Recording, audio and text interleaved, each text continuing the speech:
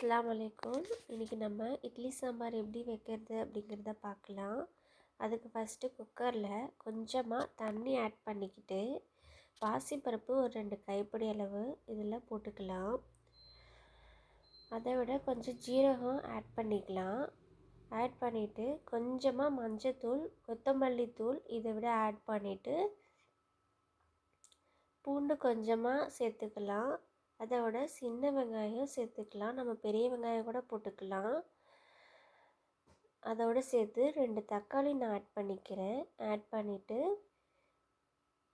குக்கரை நல்லா மூடி ஒரு 5-6 விசில் வந்த பிறகு ஆஃப் பண்ணிடலாம். ஒரு கடாயில் எண்ணெய் ஊற்றி எண்ணெய் நல்லா காஞ்ச உடனே கடுகு, உளுத்தப்பருப்பு, கருவேப்பிலை கொஞ்சமாக போட்டு அதோட சின்ன வெங்காயம் கொஞ்சம் சேர்த்துக்கணும். பெரிய வெங்காயம் கூட போட்டுக்கலாம். சின்ன வெங்காயம் போட்டால் நல்லாயிருக்கும். அதோட காஞ்ச மிளகாய் கிள்ளி போட்டுட்டு சாம்பார் பொடி கொஞ்சமாக போட்டுக்கணும். நல்லா கிளறி சாம்பார் பொடி கொஞ்சமாக ஆட் பண்ணிவிட்டு அதோட மிளகாத்தூள் கொஞ்சமாக ஆட் பண்ணிக்கலாம்.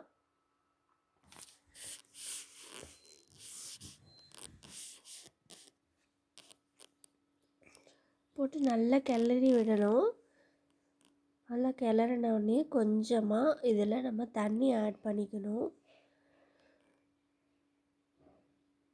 ஆட் பண்ணிவிட்டு நல்லா கிளறி விடணும்.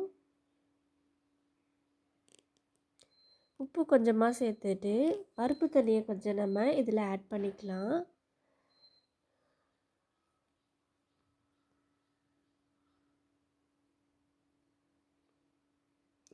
இப்போ நல்லா வெங்காயம் வதங்கினோடனே நல்லா கொதி விடணும்.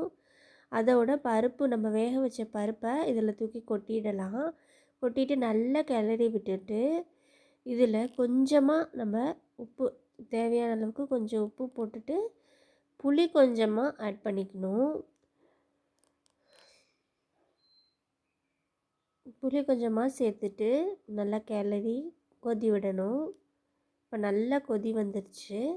இதில் நம்ம அரிஞ்சு வச்ச கொத்தமல்லி கீரையை அதில் அப்படியே தூவி எடுத்துக்கலாம். இதோட இட்லி சாம்பார் இப்போது ரெடி ஆகிடுச்சு. இதை நம்ம இட்லிக்கு, தோசைக்கு எதுக்கு வேணால் நம்ம இதை போட்டு சாப்பிடலாம். நல்லாயிருக்கும்.